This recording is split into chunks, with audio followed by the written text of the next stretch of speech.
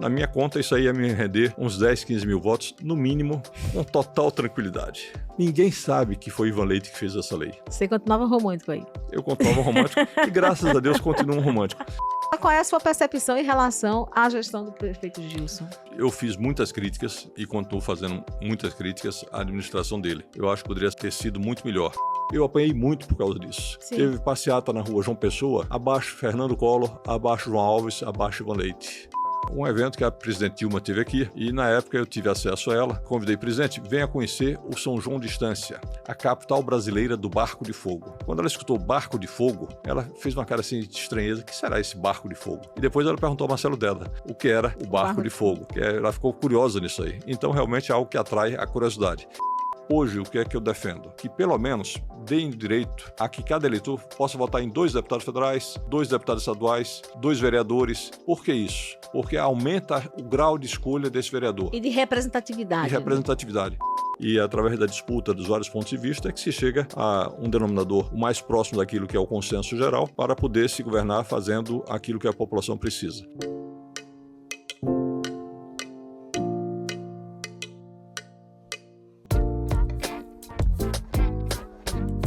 Olá, sejam todos muito bem-vindos. Está no ar a Casa de Sopapo, o seu podcast de política e sobre política. Eu sou Kátia Santana e essa é uma realização da SET Comunicação Estratégica, a sua empresa de assessoria, comunicação e treinamentos.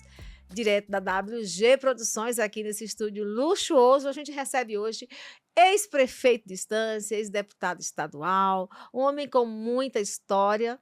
E, claro, vai contar um pouquinho dessa história aqui para a gente, para as nossas audiências, para a minha e para a dele também. Um pouquinho mais sobre isso e entender a sua presença agora, mais uma vez, colocando o nome à disposição da comunidade como pré-candidato a prefeito do município estanciano. Ivan Leite, seja muito bem-vindo à Casa de Sopapo. Bom dia, Kátia. Parabéns pelo nome. Espero não levar nenhum. Essa é uma preocupação de todos, viu? Deixa eu lhe apresentar oficialmente, né? Ivan Santos Leite, né? É graduado em Engenharia Elétrica, Administração e Direito. E é mestre em Engenharia Elétrica. Foi secretário de Estado da Indústria, Comércio e Turismo de Sergipe entre 95 e 98. Além disso, ocupou a Superintendência de Serviço Brasileiro de Apoio às Micro e Pequenas Empresas, o SEBRAE, é verdade, não lembrava disso, 2001 e 2002. Elegeu-se prefeito de Estância pela primeira vez em 2004 mesmo, assumindo em 2005, né? 2005 a 2008. E conseguiu se reeleger para o Executivo Municipal em 2008. Também foi deputado estadual por 2 mandatos. E, claro, nunca deixou de fazer política depois dessa parada aí estratégica, né? Depois dos mandatos, continuou fazendo política, mas de uma forma diferenciada. Colocou aí alguns nomes nesse cenário com seu apoio. E agora você volta como protagonista do processo. Me conta um pouquinho quais são, primeiro, agradecer mais uma vez por estar aqui na casa e dizer que é uma honra poder conversar um pouquinho, poder beber dessa fonte aí, que é sempre muito bacana, e entender um pouquinho desses processos lá no município de Estância. Ok. Kátia, veja bem, a política é algo inerente ao ser humano. E, obviamente, quando você nasce numa família que teve alguns políticos de mandato durante um grande período, como meu avô Júlio Leite foi senador 2 mandatos, teve Fernando, foi deputado estadual, presidente da Assembleia. Fernando Leite. Fernando Leite. Temos um primo no Rio de Janeiro, Otávio Leite, que é deputado federal no Rio de Janeiro. Sim. Temos um outro primo um pouco mais afastado, mas que era filho do meu pai, Rodrigo Hollenberg, que foi governador de Brasília e senador. Obviamente, a gente percebe que há um envolvimento familiar. Caramba, você tem um monte de gente aí, eu não lembrava desses nomes todos, não fazia ligação, na verdade. Mas todos eles, e é interessante isso, todos eles fizeram política independentemente um do outro. Cada um com seu perfil, cada um com a sua característica, mas todos, evidentemente, com perfil, com desejo de realizar aquilo que o coração pede. E acho que para a gente viver feliz, a gente tem que buscar o bem comum. Não dá para você ser feliz isoladamente, mesmo porque eu não gosto de viver em bolha, eu gosto de viver em comunidade. E, coincidentemente, quando chegava aqui, nós estamos gravando no estúdio da WG. Sim. O Wilson Góes, nós temos uma passagem com ele pitoresca. Eu era secretário de Indústria, Comércio e Turismo, e o convidei para ir conosco a nada mais, nada menos que Nova York. Sim. E lá, Vamos só contextualizar, para quem não conhece, o Wilson Góes é o dono da WG. A WG dá exatamente as iniciais de de Wilson Wilson e de Góes. Góes. Uma figuraça, né? Um parceirão. E convidei ele, aceitou, lá fomos nós para Nova York, e no Central Park nós gravamos uma publicidade a favor do Sergipe. Eu, quando fui secretário de Indústria, Comércio e Turismo, fiz uma logomarca utilizando o sufixo SE com duplo sentido. Por exemplo, alegre-se. O SE representava o Sergipe e fazia parte da expressão de a pessoa se alegrar. Sim. E isso nós fizemos camisetas com o mapa do Brasil, em que colocávamos ele explodido a parte de Sergipe e na parte de Sergipe colocávamos o SE para ficar bem caracterizado e induzir a pessoa a lembrar que era de Sergipe que nós estávamos falando. Então lá estávamos nós lá em pleno Central Park, contratamos uma mocinha que nós conhecemos no parque, uma lourinha muito simpática, muito esfuziante, para poder gravar. Tem que vir a Sergipe, Sergipe é maravilhoso, alegre-se. Então foi uma passagem inesquecível. Ele certamente lembra de detalhes dessa passagem e deve rir bastante quando vir esse seu podcast. Mas isso demonstra que nós devemos sempre aproveitar e buscar criação, fazer coisas novas.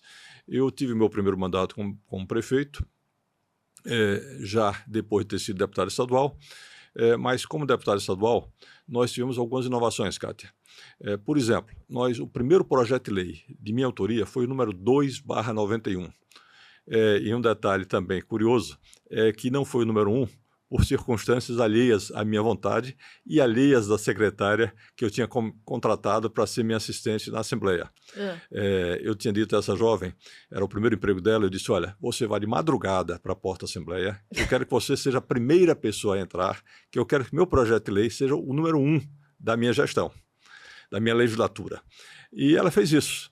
Entretanto, quando foi na leitura da ordem do dia, o primeiro foi o general Queiroz. Eu telefonei para a mocinha, desça aqui, quase que demito ela no primeiro dia de emprego dela.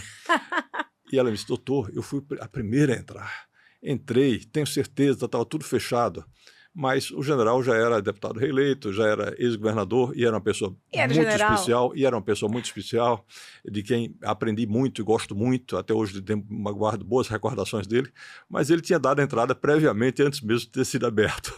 Então, o dele foi número 1. E o meu foi número 2. Mas por que eu enfatizo isso? Tamanho era o meu desejo de tornar realidade aquilo que eu estava propondo. E o que era? O cheque educação. Era uma ideia pioneira que eu não conheço nenhum outro lugar do Brasil, sequer do mundo, que tenha algo parecido. Esse cheque educação, ele destinava obrigatoriamente a todo aluno em idade escolar um valor correspondente a 80% do custo médio do aluno da rede pública para poder pagar uma escola de livre escolha dos seus pais. Qual era o meu objetivo? Era permitir que o pobre tivesse opção de escolha, porque ele não ficasse cativo da escola pública. E com isso eu estava viabilizando também a melhoria da escola pública. Na época tivemos debates super acalorados sobre isso. Algumas pessoas questionavam e o refrão era dinheiro público para a escola pública. Eu apanhei muito por causa disso. Sim. Teve passeata na rua João Pessoa, abaixo Fernando Collor, abaixo João Alves, abaixo Ivan Leite, por causa desse projeto Cheque Educação. Muitos anos depois, esse Cheque Educação foi tão, digamos assim, carimbado e combatido pela esquerda, nós vimos Lula criar o ProUni. O que é o ProUni? É dinheiro público para universidades públicas. Sim. E eu queria que fosse dinheiro público para escolas públicas. Só um parênteses na sua fala, Ivan.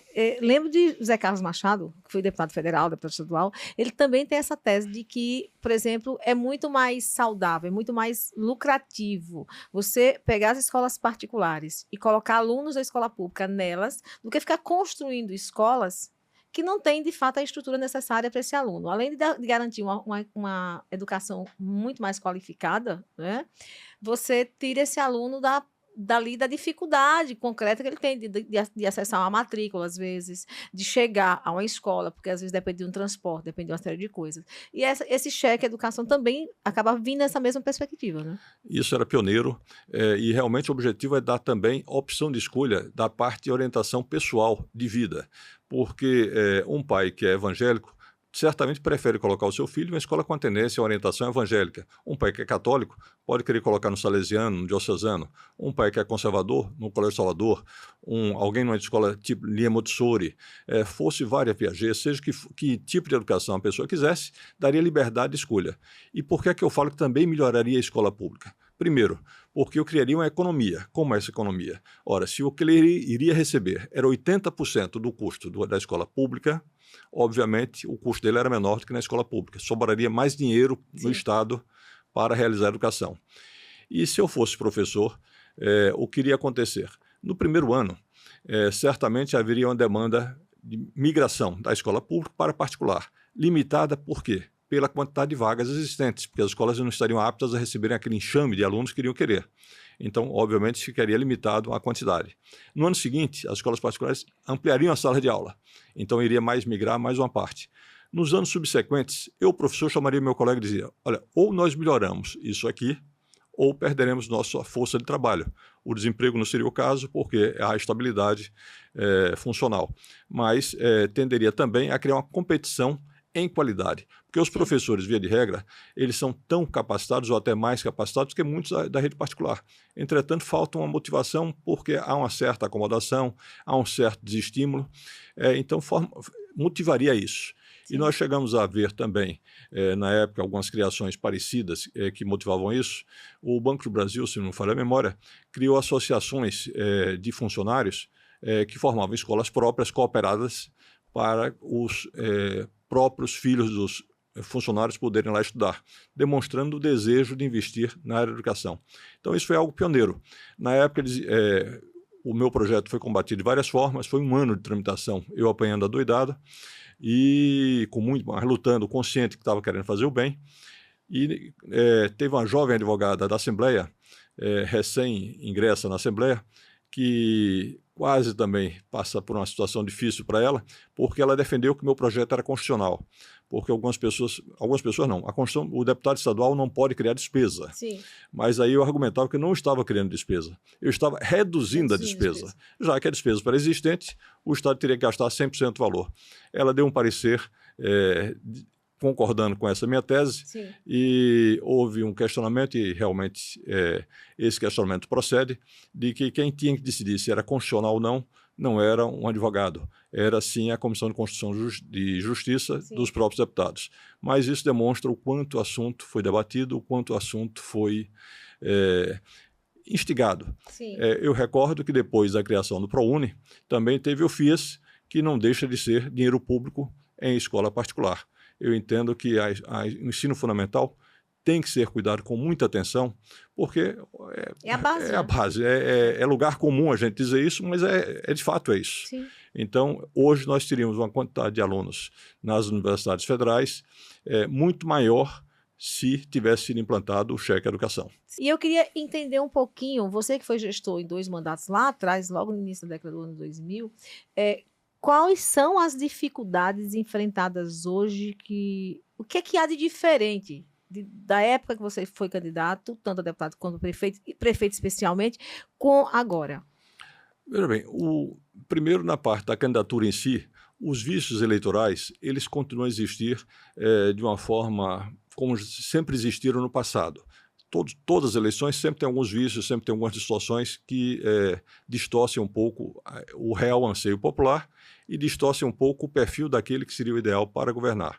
Mas isso vem se agravando a cada vez. Não é Ivan que afirma, isso é o senso comum. Sim. E é a experiência comum. Nós vamos realmente analisar se ainda existe, de fato, uma democracia ou se existe uma compracia. Sim. Então, há muito temos visto isso, a compracia funcionando com mais rigor do que a democracia. Então é algo para ser realmente questionado, mas não é isso que me desmotiva em toto. Eu continuo gostando da política, eu continuo achando que é essencial haver a política, é essencial haver a disputa democrática, até mesmo porque ninguém é dono da razão, e através da disputa dos vários pontos de vista é que se chega a um denominador o mais próximo daquilo que é o consenso geral para poder se governar fazendo aquilo que a população precisa. A burocracia é absurda. Existem distorções fantásticas você vê pessoas que cometem delitos gigantescos sendo inocentadas, vê pessoas que, por questões burocráticas, são atrapalhadas na sua caminhada, e isso deixa a gente preocupado com a sequência política. Além disso, eu recentemente tive a perda de minha mãe, e já tinha tido meu pai há poucos anos, e o peso da idade para a prefeitura atrapalha um pouco, porque eu gosto realmente de exercer literalmente o mandato, mas não é um impeditivo. Graças a Deus tive problemas de saúde, graças a Deus estão superados, continuo gostando e querendo ajudar não só a instância, mas Sergipe, e humildemente naquilo que puder opinar, até mesmo o nosso país. Eu acho que isso é algo que a gente tem que manter para a vida toda. A pré-candidata Sueli Barreto, ela falava dessa dificuldade que é estar no processo também, né? Porque há uma desigualdade. Você considera que o fato de, por exemplo, o atual prefeito Gilson Andrade, ex-deputado estadual Gilson Andrade, que já está no segundo mandato, eu acho, né? Exato. O fato de ele estar com a máquina pública na mão é um complicador no processo para os adversários, para quem vai estar concorrendo em partidos opostos? Olha, isso é natural. Seja quem for o prefeito, ele já parte de uma base de votos bastante razoável. Não apenas pela exposição na mídia e pela exposição no dia a dia natural e correta que ele tenha, como também pelo poder da geração de amizades eleitorais via os empregos públicos, via os cargos de comissão, enfim, realmente isso de per si desequilibra o processo. Tanto assim que durante muitos anos era proibida a reeleição. Sim. Depois passou a ser permitida a eleição de um segundo mandato, mas é proibida a permanência, a eternização do mandato, justamente para evitar esse tipo de coisa. Então, isso dá um certo desequilíbrio, mas não chega a ser impeditivo a que se consiga alcançar o mandato sendo oposição a essa situação. Ivan, voltando um pouquinho aqui para a política, dos seus mandatos como deputado estadual, como prefeito, e a gente sabe que a política mudou muito em termos de, não só de produção de conteúdo, né, de legislativo e executivo, mas também de comportamento. Qual é a análise que você faz desses períodos aí? Olha, eu acredito que continua existindo pessoas bem intencionadas, pessoas que querem acertar dentro do meio político. Sim. Mas a gente precisa realmente que haja um reconhecimento disso pela população, que a população busque saber o que de efetivo houve de produção. Eu recordo, Kátia, que eu fiz, quando deputado estadual, um projeto de lei que eu achava que somente por esse projeto de lei, que eu fiz por achar justo, mas achava que somente esse projeto de lei me garantiria com folga a reeleição. Você é jovem, talvez não recorde essa situação anterior, mas até 1992, 93, a funcionária pública estadual, a professora estadual, ela não poderia colocar o seu esposo, o seu companheiro como dependente do IPES. Uhum. Já ao contrário, se fosse um professor, se eu fosse o professor, eu poderia colocar minha esposa como minha dependente. Ora, isso era um absurdo, era uma flagrante injustiça. Como é que eu soube dessa situação? Uma professora à distância me pediu, o que era muito comum naquela época, que eu conseguisse para o esposo dela uma operação de garganta no IPES. Porque, já que não era dependente, teria que, ela precisava que o marido se operasse e eram feitas várias por atenção, por gentileza, por favor, aos políticos, que eu pedisse nesse sentido. Eu respondi para ela: professora, eu acho que a senhora está enganada. Seu marido tem direito, a senhora não é funcionária pública? Sou. Não tem. E fui verificar e realmente não tinha. Eu apresentei um projeto de lei estendendo o direito ao marido ser e o companheiro ser dependente da esposa, se fosse funcionário público, baseado no óbvio, a Constituição de 1988, que homens e mulheres são iguais em direitos e deveres. Então, evidentemente e flagrantemente, essa legislação do IPES era inconstitucional. Passamos um ano brigando pela aprovação. Naquela ocasião, quando estava perto da votação, o doutor João Alves, que era o governador, me procurou: Ivan, vamos fazer um acordo. Coloque inicialmente, uma limitação, que seja o marido desempregado. Eu achei que era uma primeira vitória. Então, concordei com ele que para viabilizar a aprovação, se colocasse essa condição. E por que ele fez esse questionamento?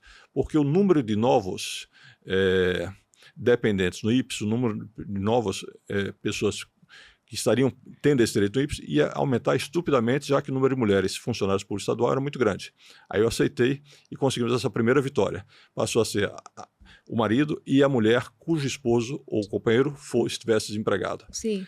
Isso no meu primeiro mandato. Quando eu estava em campanha para o segundo mandato, em uma visita ao ITPS, eram as 10 horas da manhã, eu todo contente falei do meu projeto que tinha aprovado. E eu tinha esquecido desse detalhe, que era só para o marido desempregado.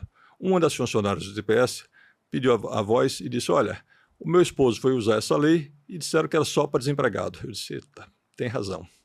Vamos lutar agora para ampliar para todos. Sim, até porque se o marido, se a mulher do professor tinha direito... Claro, sem nenhuma condição, justo. Tinha que ser. E era o que a Constituição previa. Sim. Mas eu cedi para poder conseguir uma primeira vitória no primeiro degrau, pensando já em alçar o degrau posterior. Sim.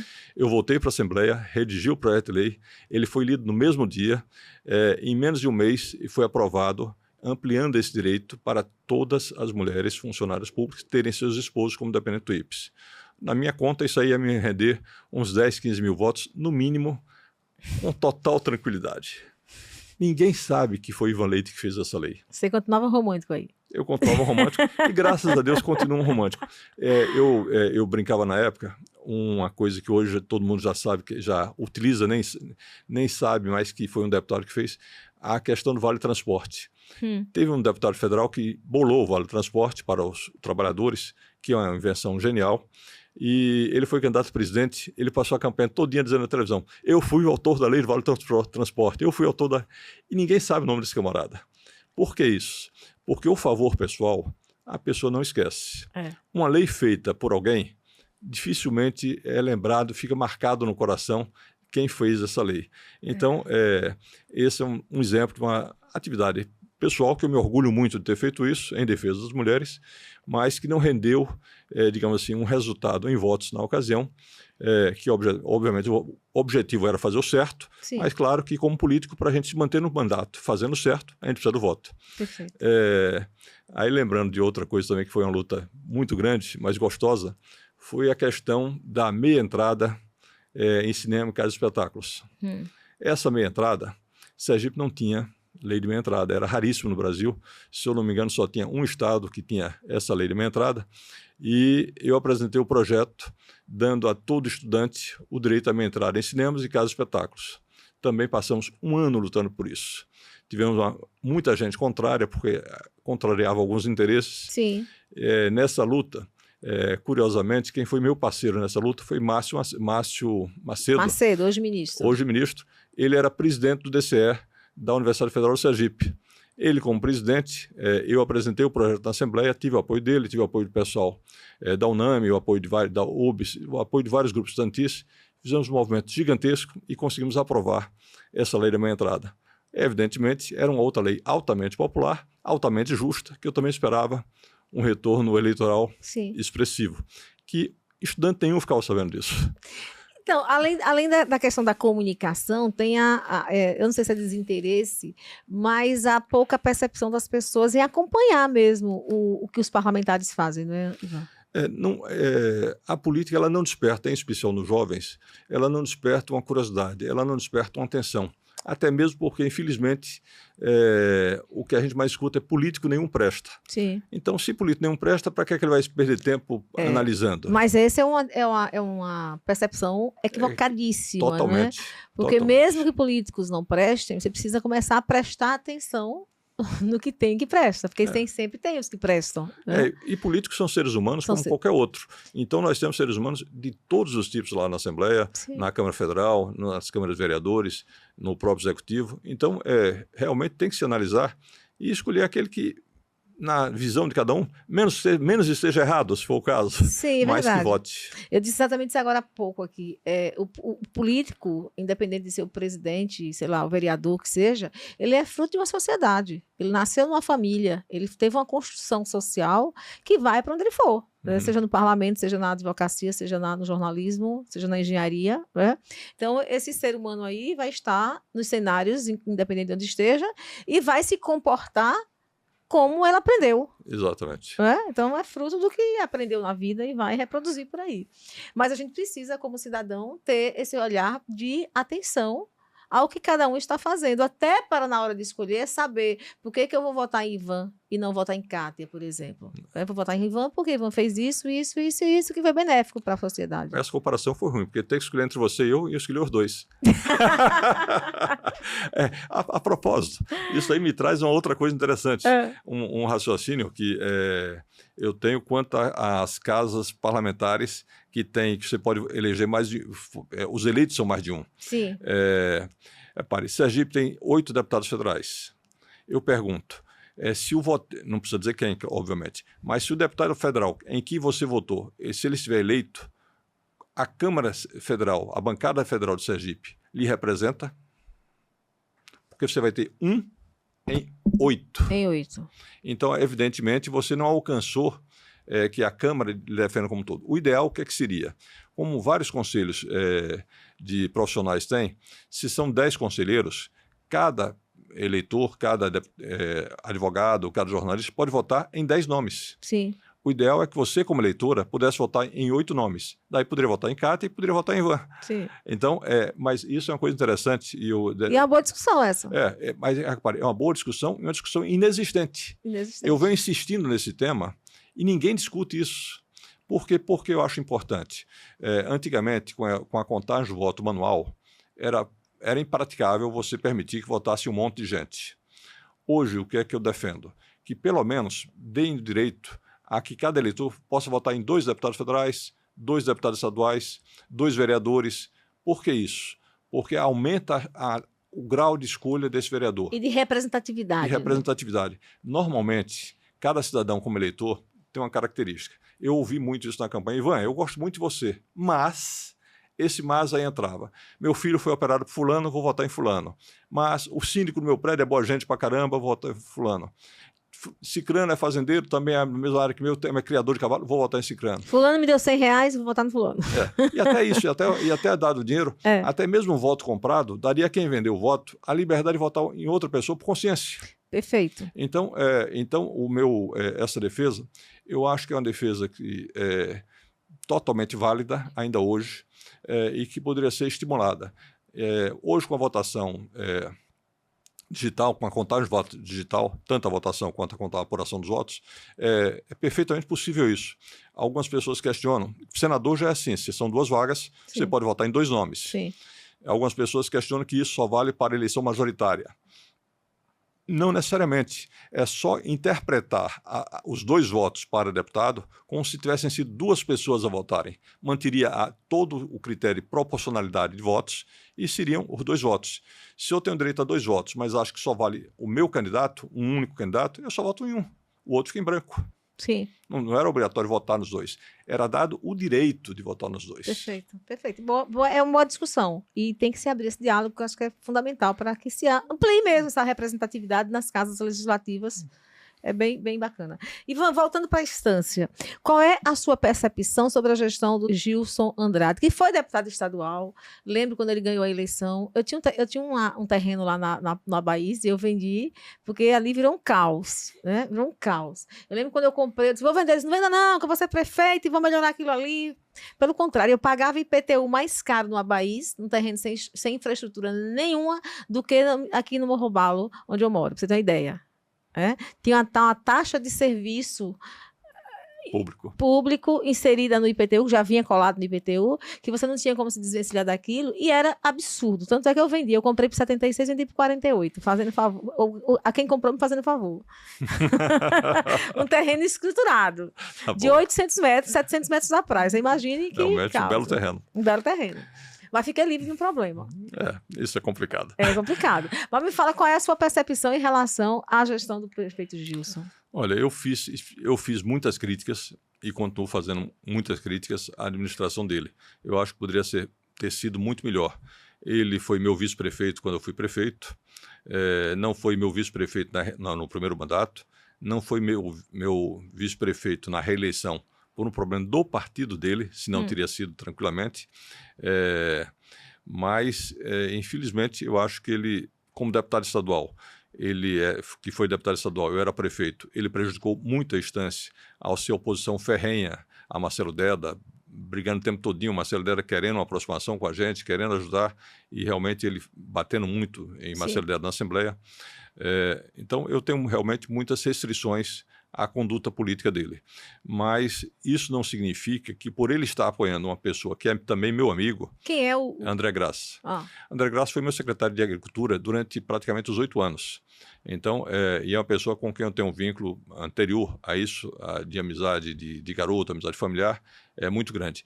Então, isso não impede uma eventual aproximação com André Graça. Isso não significa uma aliança com Gilson. Isso significa realmente uma decisão de apoio dentro daquilo que possa surgir. O município tem tradição aí do barco de fogo, turismo muito bacana.